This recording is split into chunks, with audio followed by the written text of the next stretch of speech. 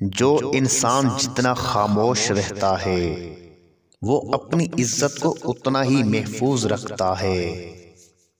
मेहनत इतनी खामोशी से करो कि तुम्हारी कामयाबी शोर मचा दे। दो जगहों पर खामोश रहना अफजल है, जब तुम्हारे पास अल्फाज की किल्लत हो और जहां पर तुम्हारे अल्फाज की कोई कदर व कीमत ना हो। अजीब फलसफा है कि लफ्जों से ही खामोशी टूटती है और लफ्ज ही खामोश कर देते हैं।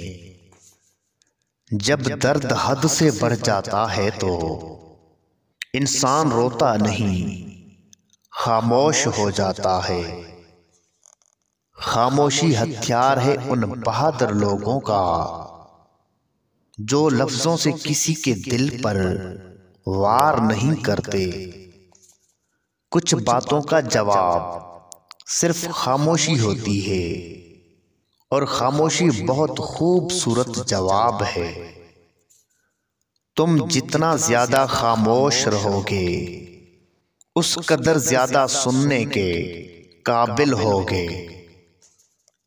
खामोशियां कभी बेवजह नहीं होती। कुछ दर्द ऐसे भी होते हैं जो आवाज छीन लेते हैं। खुश रहने का असूल ये भी है कि जहां लगे कि आपकी जगह नहीं वहां खामोशी से खुद को अलग कर लो।